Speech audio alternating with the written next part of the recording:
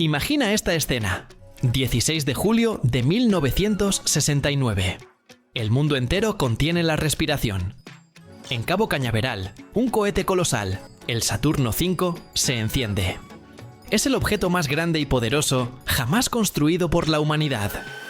En la sala de control, un hombre de aspecto distinguido, con gafas y un acento alemán inconfundible, observa los monitores con una calma casi glacial. Su nombre es Wernher von Braun. Es el arquitecto de este triunfo, el director del Centro de Vuelos Espaciales, Marshal de la Administración Nacional de Aeronáutica y el Espacio, el héroe estadounidense que está a punto de poner al hombre en la Luna. Es la imagen limpia, inspiradora y triunfante de la exploración espacial. Pero esta imagen es una ilusión cuidadosamente construida. Porque este cohete, el Saturno V, es el descendiente directo de otro proyecto. Un proyecto secreto concebido 20 años antes en el corazón de la oscuridad. Antes de la Administración Nacional de Aeronáutica y el Espacio, von Braun trabajó para otra organización, la Schutzstaffel Nazi. Y antes del Saturno V, construyó otro cohete, el Arma de Venganza II. Este fue su verdadero proyecto secreto. Un proyecto con dos caras. Por un lado, un arma de terror diseñada para destruir ciudades. Por el otro, el sueño privado de un hombre de usar esa misma arma para conquistar el espacio. Esta es la historia de ese proyecto, un pacto faustiano que involucró genio, ambición y una brutalidad inimaginable.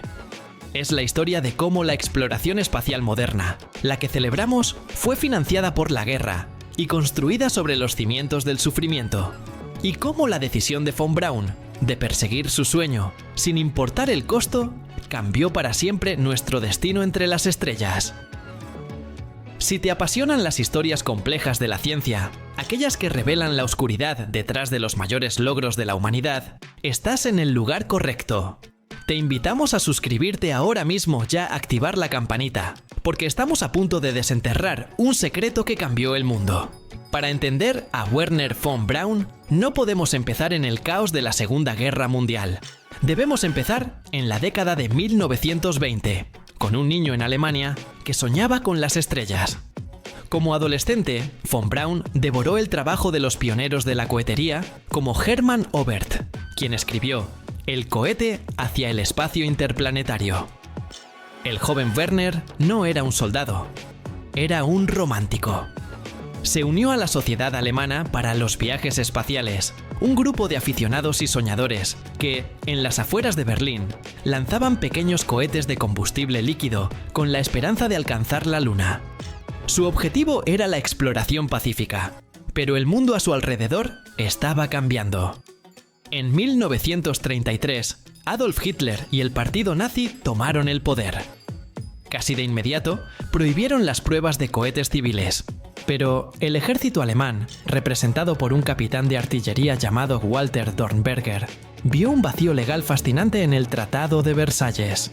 El tratado que puso fin a la Primera Guerra Mundial prohibía a Alemania tener artillería pesada, tanques y una fuerza aérea, pero no decía una sola palabra sobre cohetes. Dornberger buscó al joven von Braun, que en ese momento tenía poco más de 20 años, y le hizo la oferta de su vida. El ejército financiaría su investigación, le daría recursos ilimitados, un equipo y todo lo que necesitara para construir cohetes de combustible líquido. El precio era simple. Su sueño de ir al espacio tendría que pasar primero por el campo de batalla. Wernher von Braun aceptó. A los 22 años se convirtió en un empleado civil del ejército alemán. En 1937, el partido nazi le sugirió que se uniera al partido. Lo hizo. En 1940 fue un paso más allá y alcanzó un rango de oficial en la temida Schutzstaffel. Era un nazi convencido. Los historiadores debaten, pero una cosa es innegable. Era un oportunista consumado. Estaba dispuesto a usar cualquier bandera, firmar cualquier papel y estrechar cualquier mano manchada de sangre, si eso significaba que podía seguir construyendo sus cohetes. Su lealtad no era una ideología, sino un destino: las estrellas. Y su proyecto secreto acababa de conseguir el patrocinador más poderoso y despiadado del planeta. El resultado de este pacto fue el Centro de Investigación del Ejército de Peenemünde. Ubicado en una isla remota en el mar Báltico, este era el Área 51 de la Alemania nazi, pero a una escala mucho mayor. Era una instalación secreta y gigantesca, con miles de científicos, ingenieros y técnicos, todos bajo la dirección técnica de von Braun.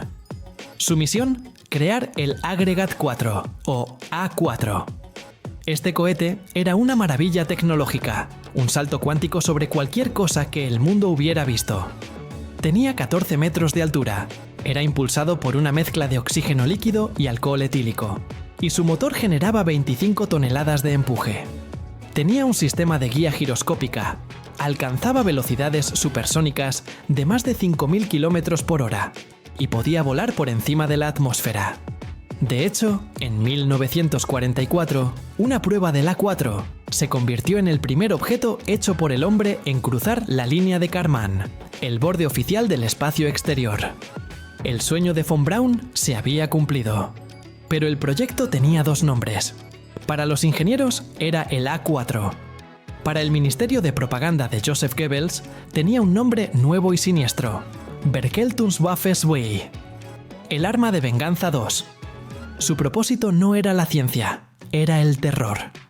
A partir de septiembre de 1944, millas de estos cohetes fueron lanzados contra Londres, Amberes y otras ciudades aliadas.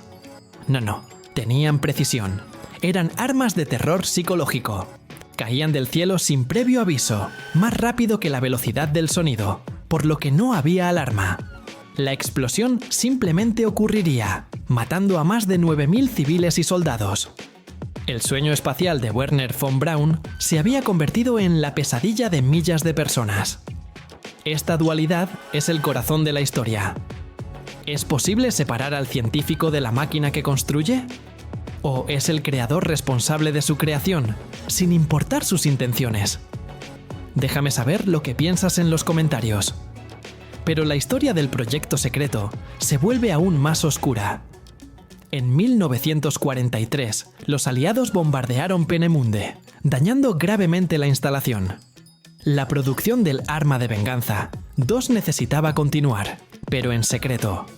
La solución de la Schutzstaffel, dirigida por Heinrich Himmler, fue mover la producción bajo tierra. Encontraron un complejo de túneles cerca de Nordhausen, en el centro de Alemania, y lo llamaron Mittelwerk. Y para excavar estos túneles y construir los cohetes en la línea de ensamblaje, utilizaron mano de obra esclava. Decenas de millas de prisioneros del campo de concentración adyacente, Mittelbau-Dora, fueron obligados a trabajar en condiciones infrahumanas. Eran prisioneros de toda Europa, franceses, polacos, rusos, belgas, y muchos de ellos eran prisioneros políticos o judíos. Trabajaban 20 horas al día en túneles fríos y húmedos, sin ventilación, muriendo de hambre, enfermedades y ejecuciones sumarias. La brutalidad era indescriptible.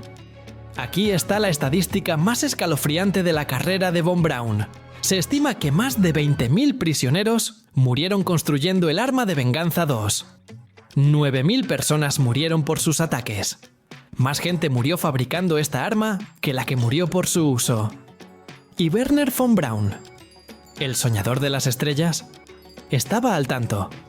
La respuesta es un sí inequívoco. Von Braun no solo sabía, sino que participó.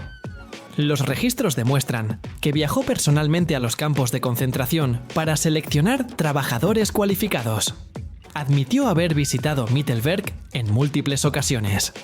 Su defensa posterior fue que estaba en un dilema moral, que si protestaba sería fusilado.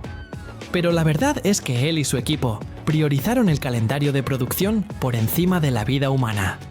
Estaba tan cerca de su sueño espacial que el método para lograrlo se volvió una simple nota a pie de página de la historia. La supervivencia de su proyecto secreto era lo único que importaba. Avancemos a 1945. Alemania se está desmoronando. El arma de venganza 2, aunque un terror tecnológico, fue un fracaso militar. Demasiado cara demasiado imprecisa, y llegó demasiado tarde para cambiar el rumbo de la guerra. Von Braun, viendo el final, se puso en marcha la segunda fase de su proyecto secreto, su propia supervivencia y la de su sueño. Sabía que su tecnología era la posesión más valiosa del Reich. Los soviéticos avanzaban desde el este y los estadounidenses desde el oeste. Ambos ejércitos estaban desesperados por capturar la tecnología de cohetes alemanes. Von Braun reunió a sus principales científicos e ingenieros. Les hizo una pregunta: ¿a quién debemos rendirnos? No era una cuestión de lealtad, era una cuestión de patrocinio. Von Braun razonó que los soviéticos los tratarían con brutalidad. Los británicos no tenían dinero. Francia estaba destrozada. Pero los estadounidenses, concluyeron, tenían el dinero, los recursos y, lo más importante, el interés en el espacio para financiar su próximo gran proyecto. La decisión fue tomada. Mientras la Schutzstaffel tenía órdenes de destruir la investigación y ejecutar a los científicos para que no fueran capturados, Von Braun hizo lo contrario. Ocultó toneladas de planos y documentos técnicos en una mina abandonada y luego orquestó una rendición masiva de él y más de 100 de sus mejores ingenieros al ejército de los Estados Unidos. El gobierno de los Estados Unidos, a su vez, inició su propio proyecto secreto, la Operación Paperclip. Viendo el inicio de la Guerra Fría, sabían que necesitaban la experiencia de Von Braun para contrarrestar a los soviéticos. Así que borraron su historial nazi, falsificaron sus antecedentes y lo enviaron a él y a su equipo a El Paso, Texas, y luego a Huntsville, Alabama. El hombre que había construido un arma de terror con mano de obra esclava fue renombrado como un visionario. Su proyecto secreto, el Arma de Venganza 2, fue traído con él. Los cohetes Ubian-2 capturados se convirtieron en la base de todo el programa de misiles balísticos de Estados Unidos. El Arma de Venganza 2 no fue solo un arma. Fue el primer cohete que llevó instrumentos científicos al espacio. Fue el cohete que tomó las primeras fotografías de la curvatura de la Tierra desde el espacio. Fue el cohete que llevó a los primeros primates al borde del espacio. Y cuando la Administración Nacional de Aeronáutica y el Espacio fue creada, Von Braun fue puesto a carga de construir el cohete que llevaría a Estados Unidos a la Luna. El cohete Redstone, que lanzó al primer estadounidense al espacio, Alan Shepard, era un arma de venganza 2 modificada. Y el Saturno V, el cohete lunar, fue el diseño final de Von Braun, la evolución directa y lineal del mismo diseño básico que había perfeccionado en Peenemünde. El proyecto secreto de Wernher von Braun cambió la exploración espacial para siempre, porque fue el comienzo de la exploración espacial. El Saturno V no fue un invento nuevo, fue la culminación del Arma de Venganza 2. Von Braun logró su sueño. Llegó a la Luna, pero lo hizo llevando su oscuro secreto con él. Nos obligamos a todos a enfrentar una verdad incómoda. Los grandes saltos de la humanidad a veces provienen de los lugares más oscuros. El genio y el monstruo a menudo pueden ser, y en este caso lo fueron, la misma persona. Gracias por acompañarme en este viaje al complejo y oscuro nacimiento de la era espacial. Si esta historia te ha hecho reflexionar sobre el precio del progreso, por favor, dale un me gusta al video, compártelo y asegúrate de estar suscrito. Hay muchas más verdades ocultas esperando ser contadas. ¡Hasta la próxima!